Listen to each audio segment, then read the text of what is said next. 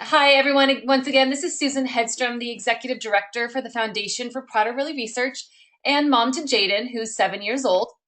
I'd like to welcome all of you to today's webinar and extend my greatest appreciation to all of you whose fundraising efforts have made these projects possible. I hear that we're getting just a little bit of feedback. Teresa, can you put your phone on mute for just 1 second and let's see if we can improve that? Sure. Great. Maybe it's just me. There we go. So because of your support, FPWR has now been able to fund 123 projects, which exceeds $7 million in financial support to researchers around the world. On today's call, Dr. Teresa Strong will review our research grants program and the 10 most recently funded projects. At the end of the presentation, we will answer any questions you might have. You're welcome to submit questions at any time throughout the presentation by writing them into the question area of your GoToMeeting controlled panel. At the end of the webinar, we'll go through all of the questions and answer them as best as we can. With that introduction complete, Teresa, I'm going to hand it over to you. Great. Thank you, Susan, and thanks everybody for attending today. Today we're going to talk about the new research grants that have been approved for the first part of 2016. So these are research grants that investigators applied for last fall, and we're now getting them underway. And I just want to thank Jessica Bohanowicz, who's the Associate Director of Research Programs, for helping me to pull this webinar together. So I'll see if I can advance the slides. Susan, why do you think I can't advance the slides? You should be able to advance them just as you typically would by pressing the arrow keys or the return key. Not working. What if you click with your mouse? Let's see if we can do, oh, yes, thank you. Welcome. I have a PhD, I promise. Okay, so as you may know, the mission of FPWR is to eliminate the challenges of PWS through the advancement of research. And we do this in two different ways. So the way that we'll talk about today, is our general grants program, which is our what we call investigator-initiated research. So this is research ideas that the scientific community brings to us and asks us to support. We also do special research initiatives. These are targeted investments in priority areas for specific reasons. So these can be focused scientific meetings, which we have, the development of what's been identified as a critical research resource. What we'll see in 2016 later this year is a PWS preclinical program, so bringing therapeutics towards the clinic, as well as a clinical development initiative and the Clinical Trials Consortium. And of course, I hope you all know about the global PWS registry. We also have a molecular resource center for scientists. So those are some of the special research initiatives that we are working on and have worked on, and which you will hear more about in other webinars. But today, as I said, we're going to focus on the general grants program. And this program supports research that will significantly advance the understanding of PWS, and or develop some new therapeutics interventions for PWS. So the goals of our investigator-initiated grant program is to support research, as I said, that's really going to help us understand what is going on in PWS as the basis for being able to, in a hopefully smart way, advance therapeutics that will help individuals with PWS. So we'd like to support innovative early stage research, sometimes research that is higher risk but would have a higher reward. We're also looking to expand the base of researchers and the scope of research that's going on. So we want to draw scientists in who have expertise in related areas, so maybe expertise in obesity research or expertise in mental health issues, who are not necessarily working on PWS, but who can apply their understanding of those fields to really understand PWS better. We also are focused on supporting promising young investigators. We need to bring and support new, young, fresh people into the field and get them started, because many times what people start in is what they stay in science. So we want to attract the best and the brightest and get them working on PWS. And finally, we recognize that many of the advances in PWS come from researchers who have made substantial contributions to the PWS field, so who are invested in PWS research, who have already made contributions, and we want to give them an opportunity to expand what they're doing and look at new aspects of research. Throughout the entire process, we want to involve families because we are an organization of families, and we want to be supporting the research that is important to families. And so we try to weave that into everything we do. In this particular program, we involve advocate reviewers to look at the research and to determine if it's research that's important to them and to others in the community. And our objective has been to establish a consistent source of funding, and this is critical for researchers, that they can depend upon us for their advancing their research. We want that administered through a competitive grant process where both the scientific review and the advocate review are seeking out the most meritorious research. And of course, we want the research that's really relevant to our loved ones with PWS. Our grant program started in 2004, and since then, with the support of all of you, and I really can't thank all of our donors and our fundraisers enough, we have been able, with these grants that we're announcing today, to support more than $7 million in PWS research, and that's 123 projects. That's over 75 different PWS scientists and clinicians. And that's great. I mean, the numbers are great and they're very exciting, but of course, we want to make sure that we're supporting really excellent research. And one way to measure that is by the number of publications that are going out there into the medical literature. And this tells us that we're advancing the field, that we're gaining new understandings, that we're developing new therapeutics. And to date, more than 80 papers have been published that have been supported directly by FPWR funds. We also are looking to leverage our funding. So in many cases, our researchers use the kind of the smaller amount that they get from FPWR, maybe a $100,000 grant, to generate data that makes them more competitive for a larger grant. And so FPWR investigators have received more than $6 million in additional funding for projects they started with, $50 or $100 or $150,000 in funds from FPWR. And we really expect that metric, as well as the published papers, to continue to grow very rapidly, because in the last couple of years, we've supported many more grants than we have in our early years. And many of those are, they're just 6 months or, just getting started now. And so we'll see the returns on those investments, in a year or two down the line. We've brought new scientists into the PWS field, helped young investigators get established, and we funded the development of some key resources that can be used across the scientific community. So new animal models, new cellular models, new bioinformatic information that can be widely used to advance the entire field. And we also have multiple avenues to promote collaboration among our scientists, including actively bringing individuals together, introducing individuals, as well as through scientific meetings that we hold.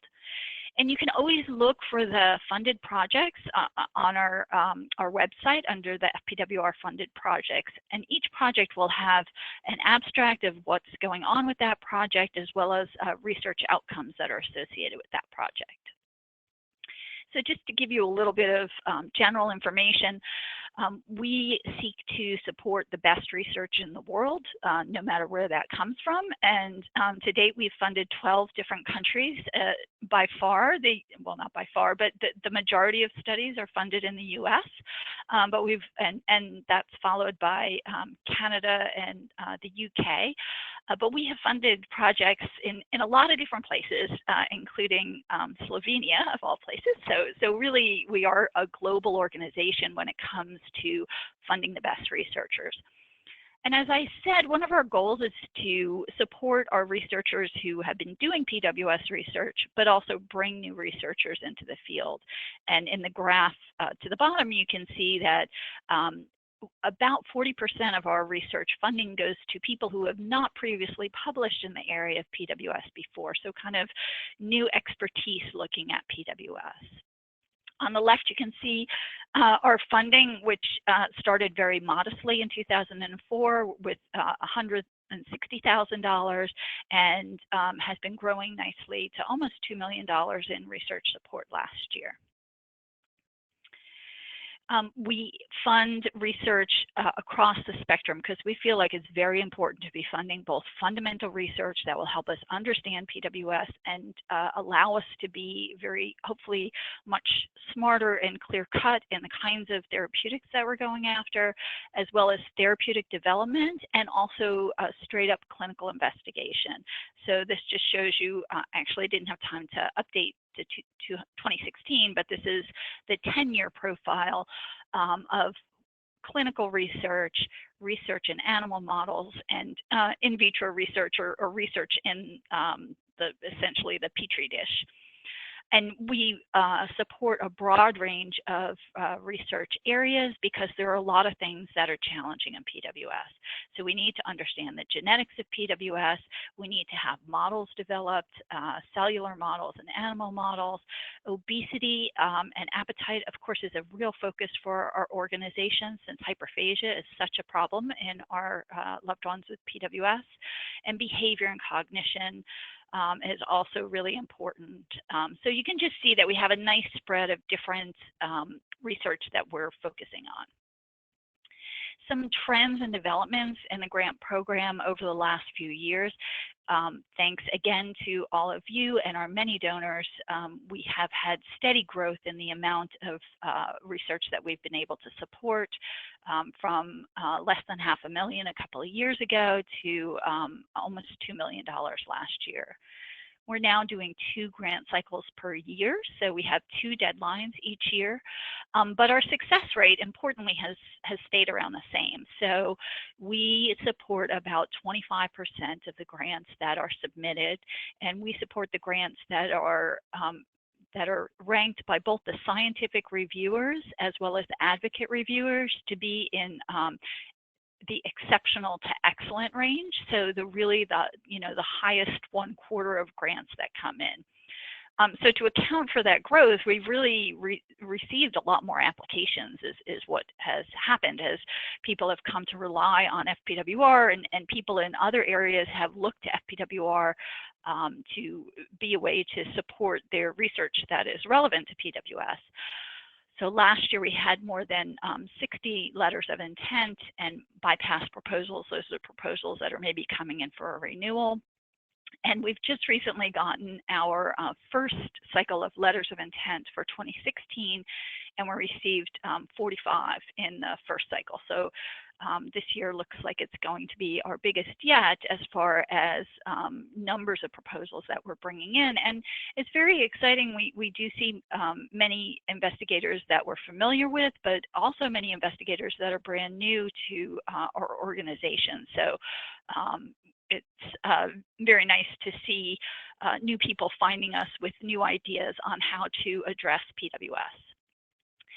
We used to be able to keep up with all of the researchers kind of very informally, but we found that we need to have a formalized mid-project conference call now. So for all of our projects about 5 or 6 months in, we set up a teleconference where we check in and see how things are going, see if there's things that the researcher needs that we can help make connections or get resources to them so that they're not sort of lagging along trying to figure out where they can get this cell line or this antibody. And it's also an opportunity for us to really ask the investigators, well, what are the opportunities that you see in your field? Since PWS does cover so many things, it covers behavior, it covers, genetics, it covers neurobiology. It's a way for us to keep up on, what are the newest things in each of those areas. We continue to actively recruit new talent and expertise. So we keep looking through the literature, finding people who are doing things that are relevant to PWS and kind of tracking them down. And one thing I've noticed over the last few years is we've shifted a little bit from only helping projects get off the ground, so only that initial funding, to where we're providing some longer term funding for our projects that are very high priority, that are being productive, that are really in an area that we're interested in, particularly therapeutics development. We recognize that some of these projects, you can't get them done in a year, and we don't want to, get them started and then not be able to have those projects get carried through. So some of our projects are having some longer term funding from us. We have a broad portfolio of research, and I think that's critical. We want to continue to do fundamental research. We still don't understand why loss of the PWS genes leads to the characteristics of PWS, and we really do need to understand that and fully explore that if we're going to develop the best therapies. We are developing therapeutics based on our current knowledge, and we're also doing clinical studies and clinical trials to see if some of the therapies that are available today can help our kids in the short term. So, we have both a short-term and a long-term goals that we're working on in parallel. And, we're looking at how we're doing through a number of different metrics. As I said, probably the simplest metric is the number of articles that you're publishing, that your researchers that you're supporting are publishing based on their projects. It's really important to see if these studies are being published in high impact journals, and I'm thrilled to say that our research that we're supporting is being published in the highest quality journals, so Nature Neuroscience, Cell, Molecular and Cellular Therapies. It's really being published in the top-rate journals, and this just emphasizes that our selection process is robust, that we are supporting excellent science, and that the scientists that we're supporting are being productive and using our money well. We also look at new grants that they've generated, degrees that they've, their graduate students have gotten, what shared resources they're able to contribute to the community, and also intellectual property for some of the therapeutic development. We have on our website some research outcomes. We also have the therapeutics and development for PWS, which is always fun to look at, I think. Here are some of the papers that have been published, and obviously, I'm not going to go through them all. I do want to make a couple of points. One is that we are publishing, as I said, in some of the best journals, so Molecular Cell, Proceedings of the National Academy of Sciences, Nature Neuroscientist. The researchers that we're supporting are some of the best researchers in the world, and they're doing important research, and it's getting into these journals. I'd also point out that, we are supporting a broad portfolio of work. So everything from understanding feeding and reward, for example, to understanding the basic genetics of PWS, to actually making drugs that target ghrelin, the ghrelin system, for example, all the way down to characterizing the natural history of sexual development in PWS and the problems underlying the lack of complete sexual development for our adolescents and adults for PWS. So I think that's really an important thing to maintain a good portfolio of projects. And I mentioned, again, that we're seeing that some of our projects are benefiting from a longer-term support. And I also just use this one example to demonstrate how important fundamental research is. So sometimes people say, I don't want to support basic research. I just want to, develop therapies.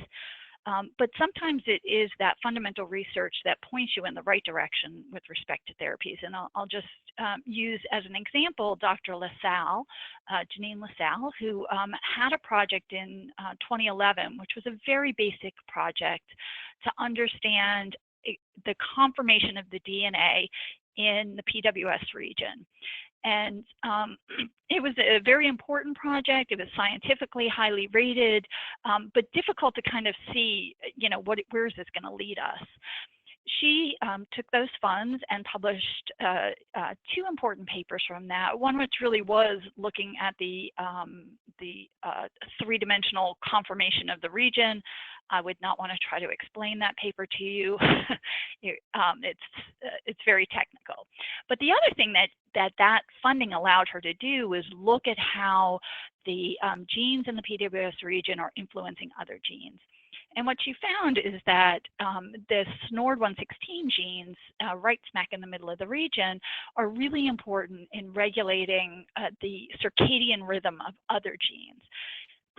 And that insight let her, she stepped back from that and looked at defined this circadian rhythm defect in the way the genes are expressed, and then looked through the literature to find, are there drugs that may be able to fix that, and reapplied. And now she has an ongoing project looking at rapamycin, which is an existing FDA-approved drug, to see if it can help restore the circadian rhythm in PWS cells and then PWS mice. So this is a really nice example of where basic science research can pretty quickly lead to some insight, excuse me, and potentially some new therapeutic avenues.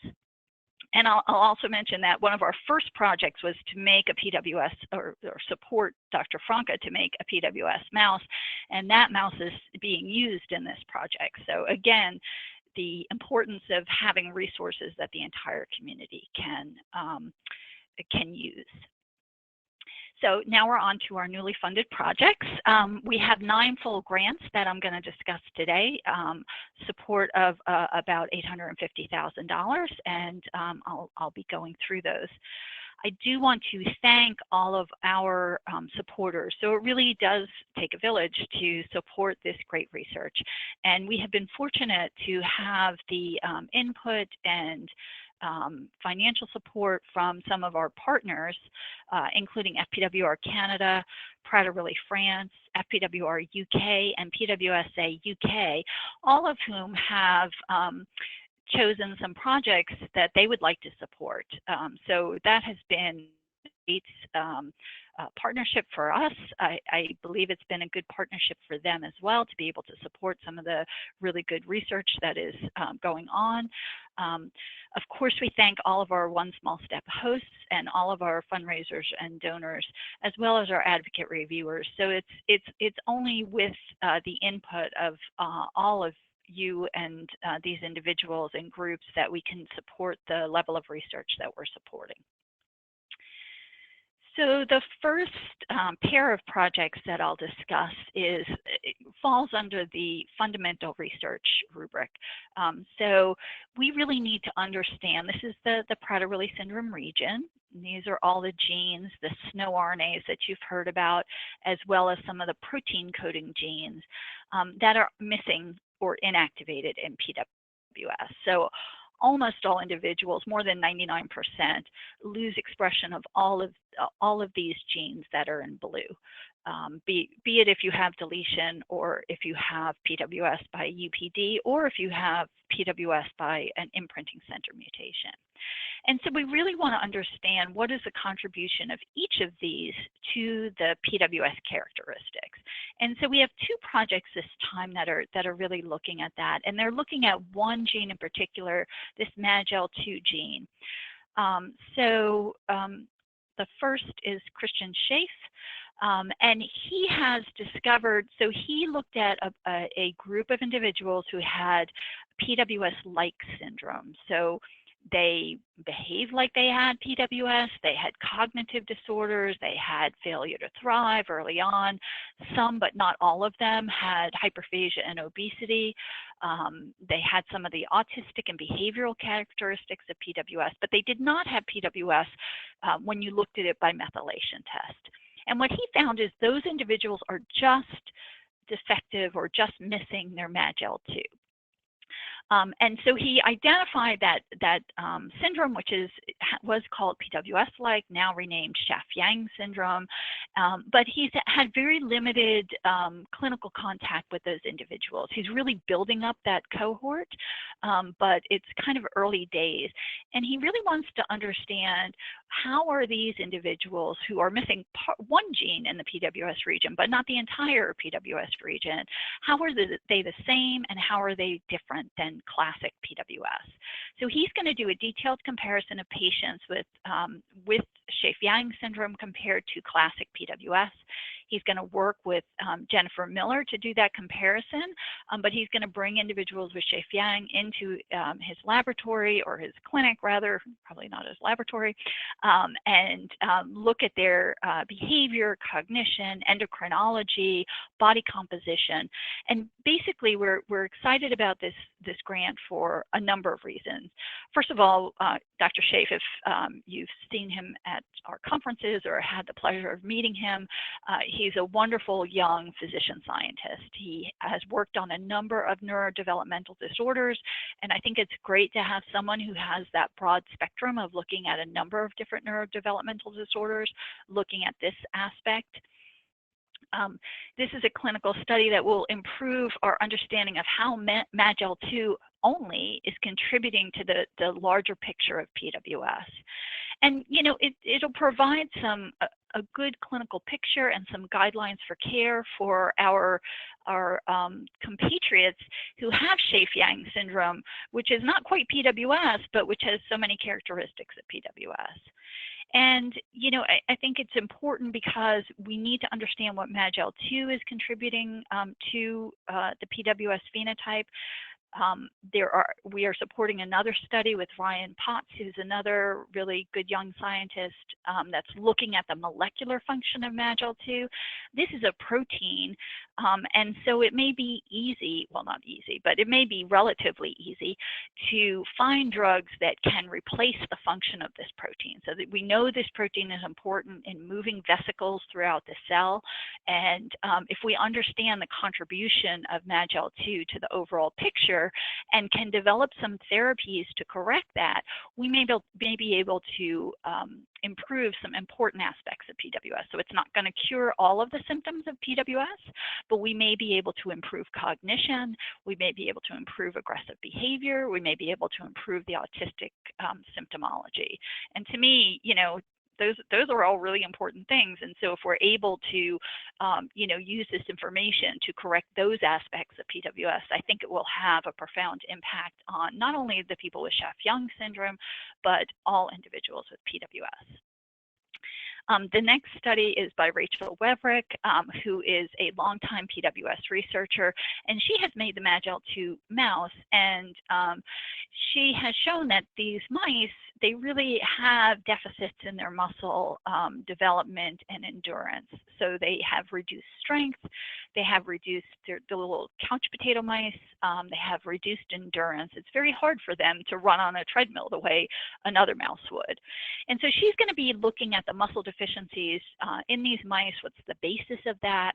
And also she has some ideas about, you know, trying to evaluate some of the existing drugs, supplements, and diet approaches that might strengthen the mice. And it'll be, you know, much easier to test these things in a rigorous way in the mouse model and compare what is going to be best for improving strength and endurance in PWS. And allow us to, you know, rather than all of us trying to do this on our own, do it in a systematic way and come up with some recommendations to what should be tried in clinical trials for individuals with PWS.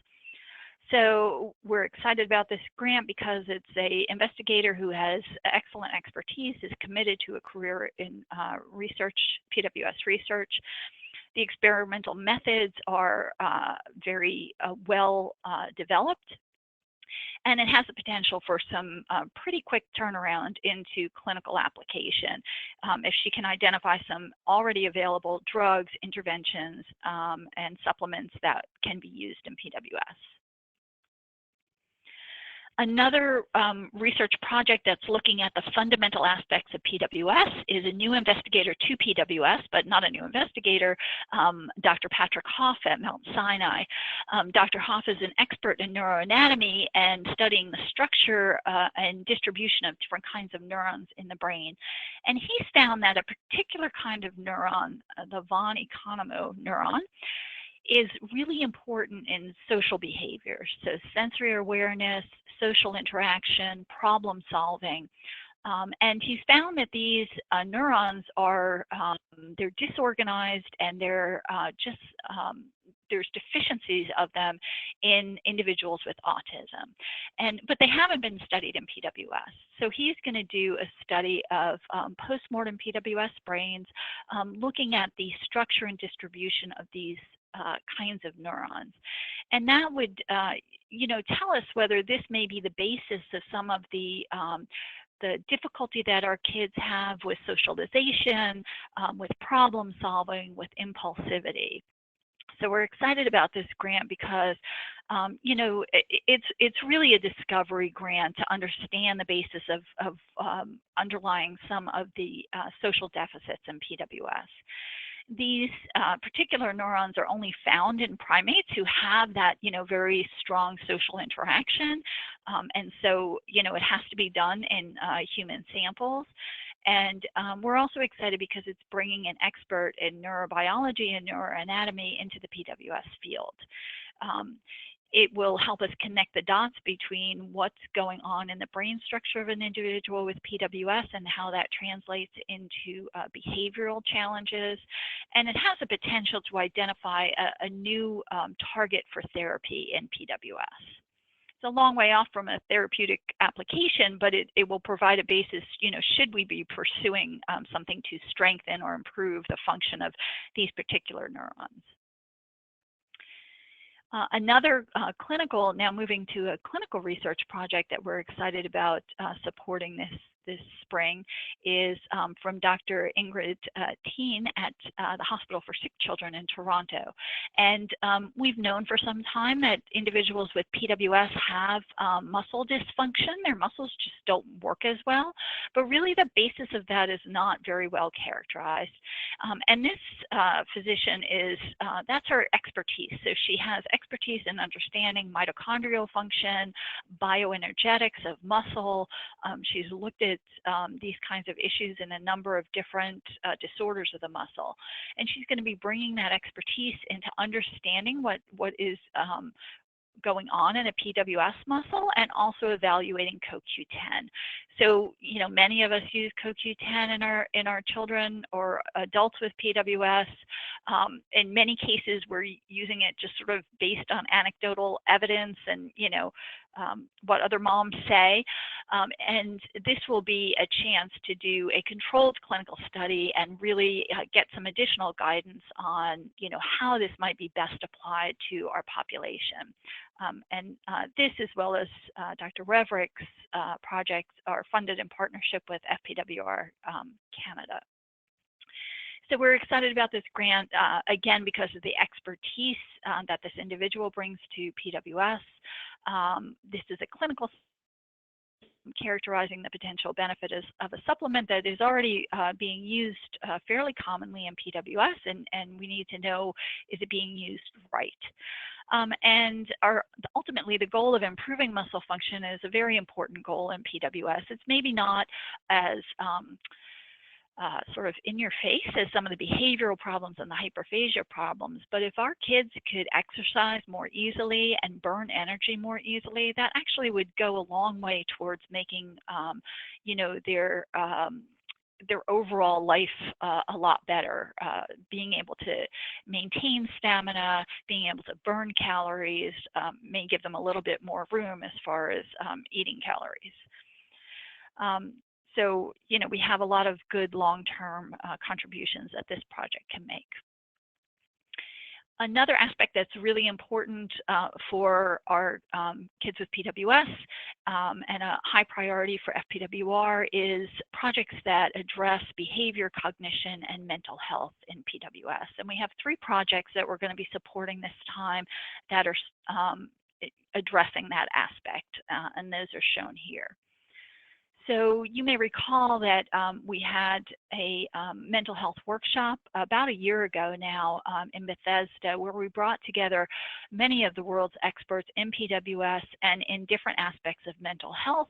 And it was a great workshop. A lot of good new collaborations came out of that.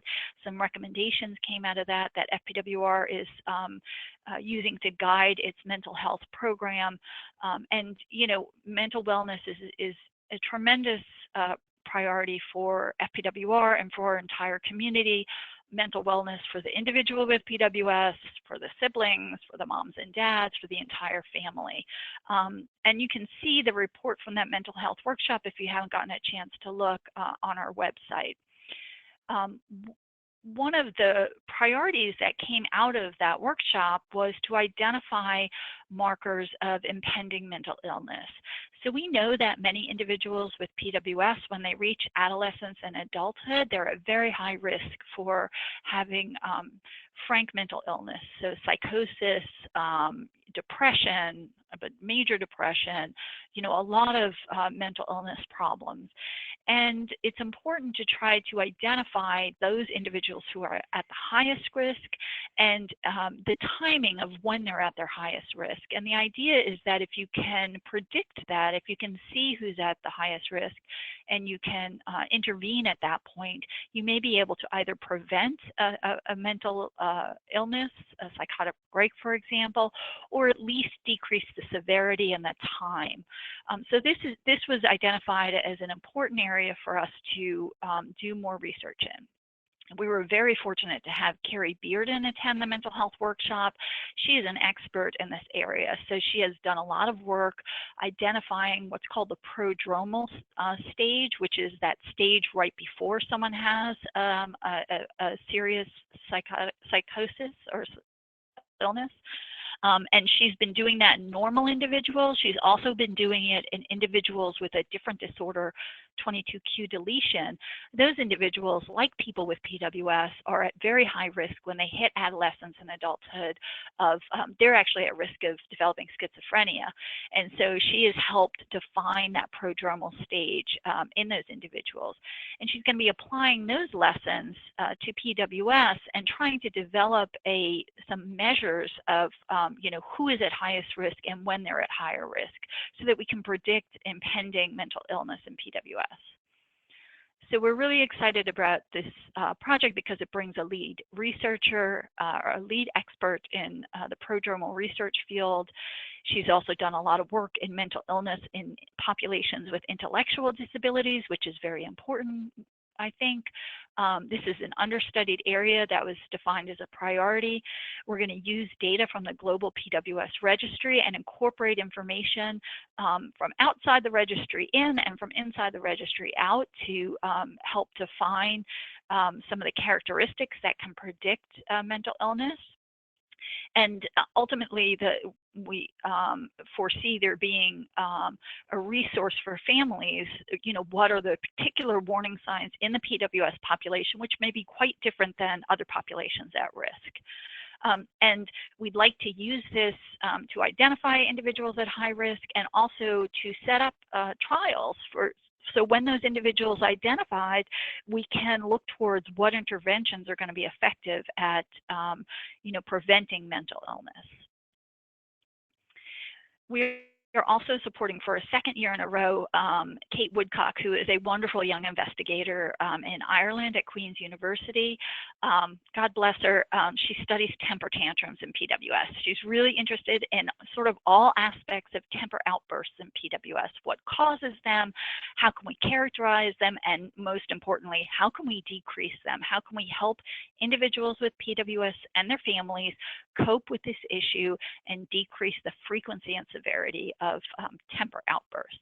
One way, so she's defined, which all of us sort of inherently have seen in our kids, that task switching, moving from one thing to another, is particularly hard in PWS. And so she and her colleagues are developing some software to see if they can help train kids with PWS to learn to task switch better, and then if they can generalize that to their environment. So it's one thing to do it in a game, and that's great, but can you generalize it to your environment? So they've done some great work so far, and we're going to support them for another year to continue to develop this.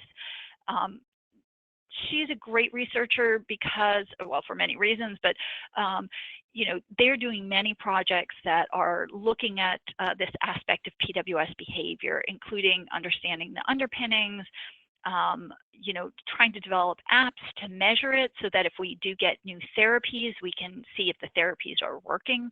And you can look, and many of these projects that she's doing, you can participate remotely. So, you know, it's done on a computer, you and your child on a computer. So if you're in Arizona or Michigan or wherever, you can work with these researchers in Ireland. And you can find that on the on this page on our homepage. This is a young investigator. Again, you know, this is the kind of person that we want to encourage to stay in the field of PWS.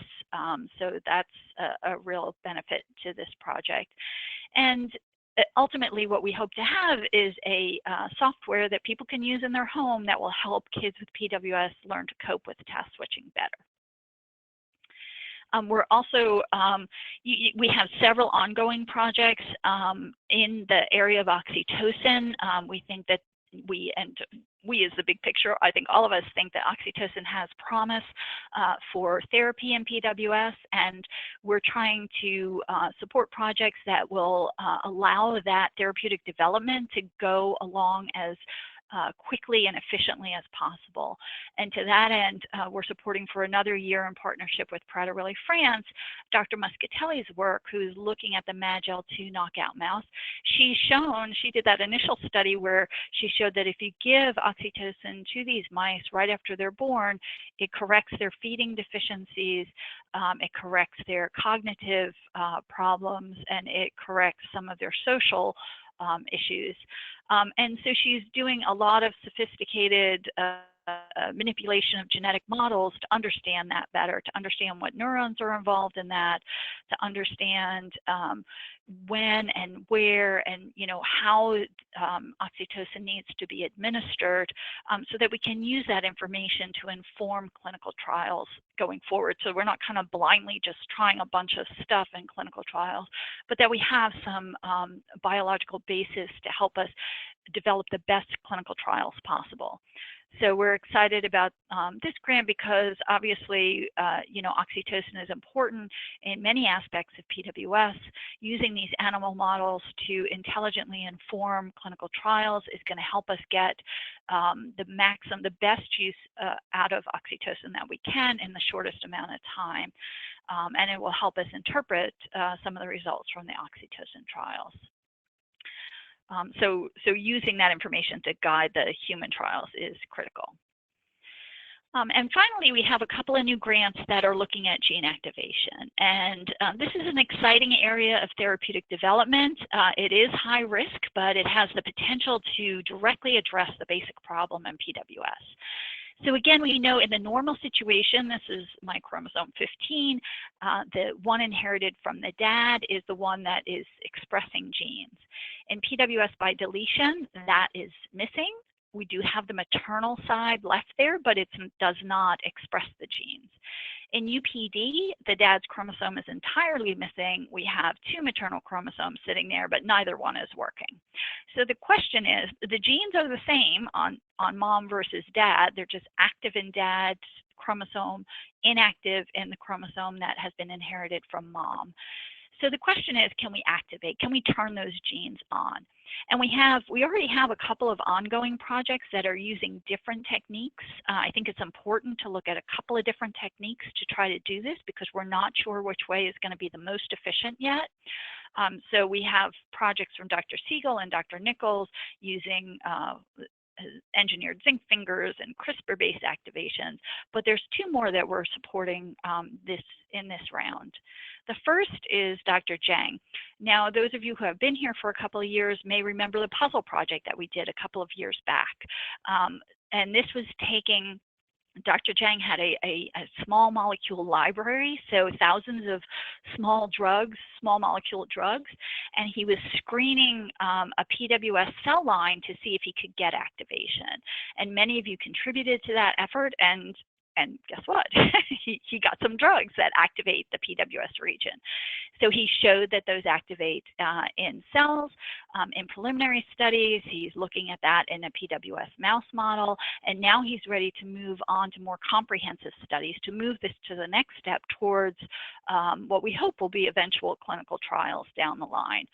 So in this project, he'll be determining the feasibility of using these gene-activating drugs to turn on the maternal allele of the mouse model, and actually see, does this help? Because we still don't know if we turn it on shortly after birth, or when a mouse or an individual is a teenager or an adult, is it actually going to impact and improve the phenotype? So these are the questions that he is going to be asking in this project. And he's going to be optimizing parameters for that. So what is the timing that has to, does it have to happen early? Can it happen later in life? The evidence from other genetic disorders is really mixed. In some genetic disorders that you would never think could be reversed in adulthood, they can be. In the mouse models, they show if they turn the genes on or correct the defect in adulthood, it actually reverses the characteristics of the disorder. In other cases, it doesn't, and we need to know where we fall in PWS. Can we do this? At what stage can we do this? Does every cell have to express the genes? What happens if we can only turn the gene on in neurons but not glial cells? All of these basic questions have to be answered, and this is a way to begin to address those things. So we're very excited about this project. This is the first steps towards treating the underlying genetic defect in PWS. These are compounds that were advanced with FPWR support. We know Dr. Jang has a long history of working in both Angelman and PWS and is committed to the field. And these drugs, we hope, of course, that they'll be directly applicable to people with PWS, but even if they're not, they'll allow us to answer some basic questions about the general feasibility of this approach for treating PWS. Along the same line, we're supporting Dr. Lalande for a second year. He's using a different mechanism to address a similar question. He's been using iPS cells from individuals, so human cells from individuals with PWS, and he's found that this particular protein, zinc finger 274, is responsible for silencing and for quieting down the genes on the maternal chromosome. And so he's looking at ways to disrupt that. So disrupt the function of that and allow the maternal chromosomes to turn back on. And he's doing that in three-dimensional brain organoids. So taking the neuronal cells that are derived from skin cells from a person with PWS and growing them in a dish, but in 3 dimensions so they can really behave like neurons in the brain. And this project is funded in partnership with PWSA UK. And this is a great project because this is cutting edge technology. It allows us to do things in so many of these proteins are not the same in a mouse as in humans. So this allows us to do, to study the human version of the genes. Again, it is a potential therapeutic for addressing the basic genetic question in PWS, turning those genes on. This is an investigator who has been in PWS research for a very long time. He made some of the first discoveries understanding imprinting, so he really knows the region very well. So we're excited to support him for an additional year. And I think that's all of the new grants that we're so. We have a lot of other plans. I think 2016 is just going to be a great year for PWS research.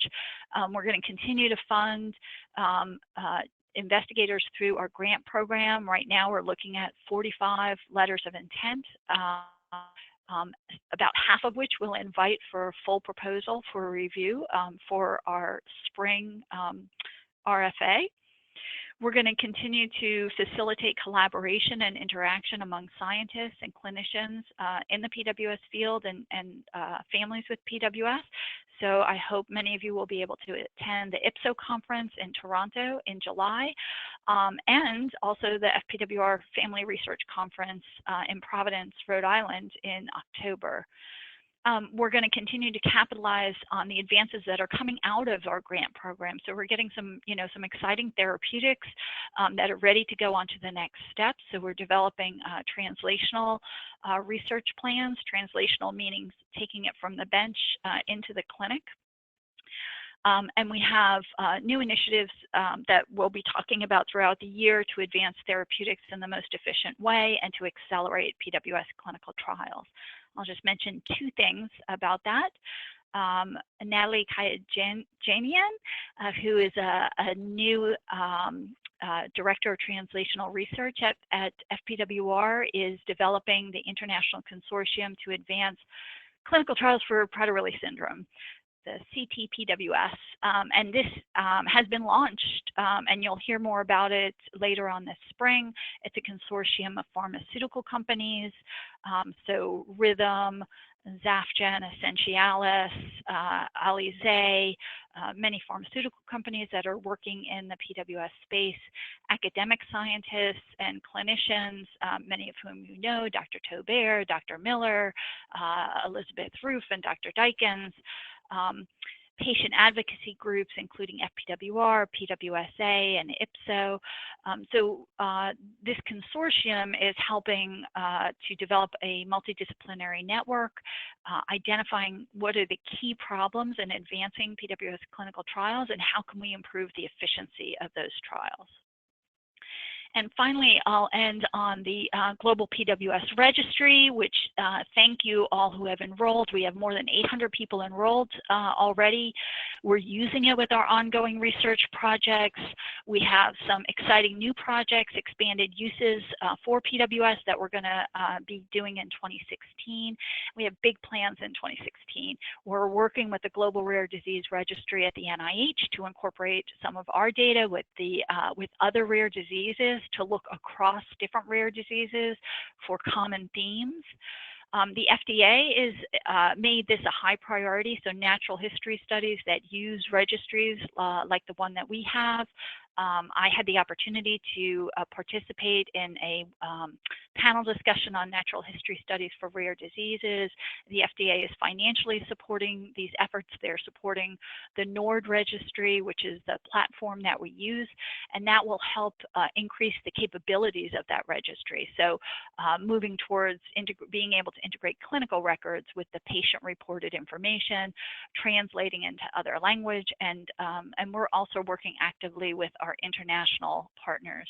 I would ask you to please complete your surveys. It's so critical to advancing the work that we're doing. It's probably the most important thing you can do kind of right now as an individual to help PWS research move forward. And with that, I will thank you, and Susan, I will take questions if you've got some, or if anyone has some, if you want to submit them.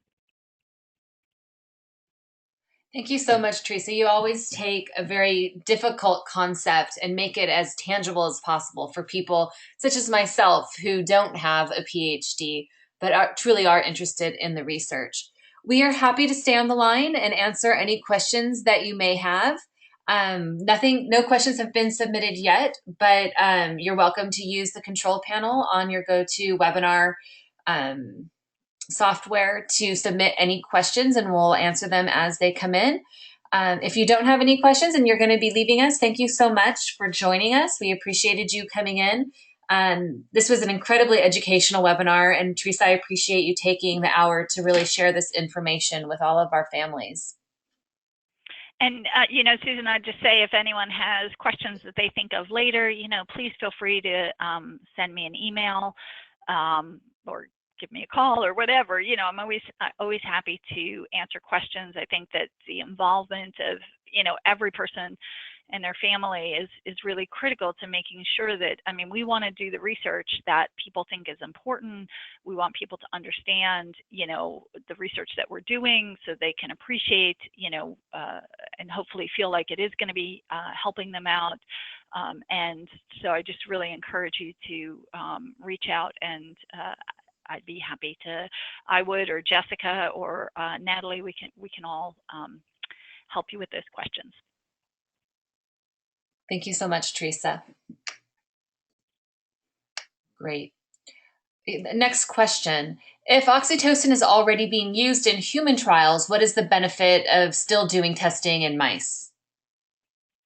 Well, there's so many things that you can do in a mouse that you can't do in a human. So some of it is getting at the basic question. So, you know, looking at which neurons are being responsive to the oxytocin, you know, what those connections are, how oxytocin is changing the brain, or if it's changing the brain.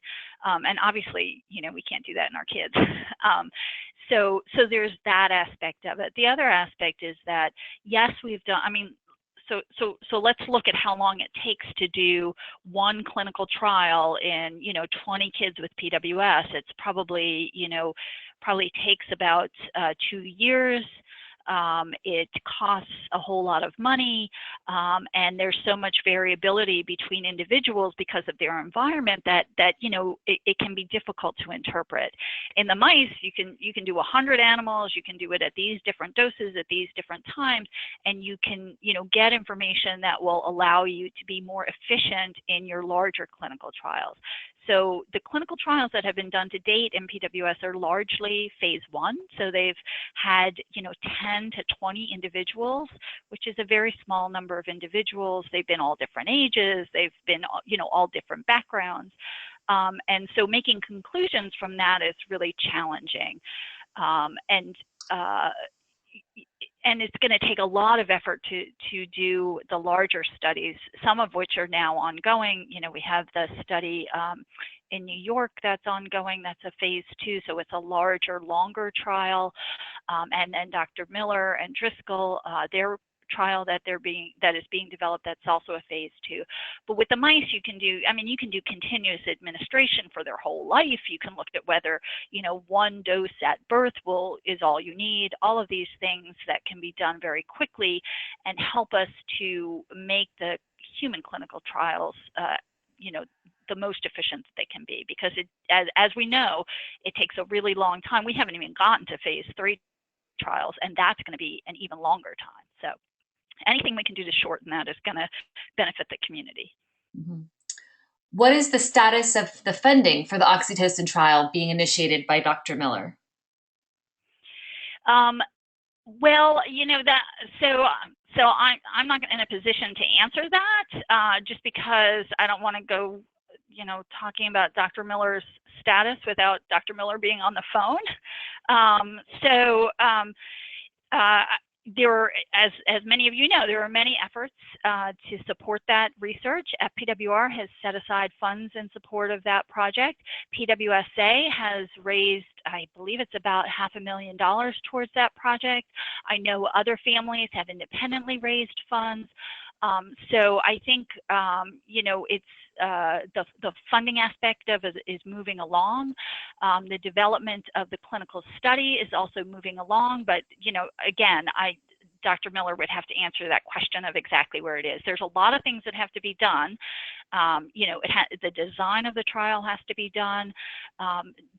Getting the drug and getting it approved, the FDA to agree that, you know, that's the best drug to use, getting multiple trial sites on board and started, you know, all of these things, getting IRB approval, which is the institution's approval for the protocol. There's usually a lot of back and forth that has to do with that. So there's many wheels that are turning at the same time, and you know, honestly, I would hope that it's going to get up and going soon in the next several months. But again, that would be a question for Dr. Miller, and even, you know, Dr. Miller, I'm sure there probably doesn't have a firm answer, just because there are so many different things that have to come together for it. Right. Going back to gene activation, is the activation research or the reactivation research relevant to both PWS by deletion and UPD? Yes, it is. If we go back, if I'm clever enough to go back, and if my screen is still up there, what we're trying to do is on the maternal allele, which is shown in red, we're trying to activate the genes that are sitting there but are silent. So it will be different in deletion versus UPD, and that's one of the things that we need to look at. In deletion, you have only one copy there. And in UPD, you've got two copies. So if you activate maternal alleles in UPD, you may get, much higher expression of those genes than in deletion. And so it may look different in deletion versus UPD, but the basic idea, turning it on, is the same. So it would be applicable to people with deletion, with UPD, and with imprinting mutation. So everybody. That was the last question that I have in our queue. We're happy to take any additional questions that our audience may have for us at this time. We can just wait another minute or two for you to submit any questions that you may have. As Teresa mentioned earlier, if you have any questions that arise, you're always welcome to contact any one of our members of the staff. We love what we do. We love research, and any opportunity that we have to share it with people makes us happy. So this invitation is legit. Please do reach out to any of us if you have any further questions. That being said, I'm not seeing any additional questions coming through. So we're going to go ahead and end this webinar. The webinar has been recorded, and we will make it available for prosperity on both the website, YouTube, and Facebook. So you'll have access to it in that way. I will also send a link by email to everyone who registered for this webinar so that you'll have a direct link to view this if you want to review it again. Thank you, everybody, for joining us today. I know an hour of your time is precious, but we're so thrilled that you were able to join us and hear about what this work is that we're working on. We're truly excited about all of the projects that we've been able to fund. And again, we thank you for your support to make this research happen. Have a wonderful rest of your day. Bye. Thank you.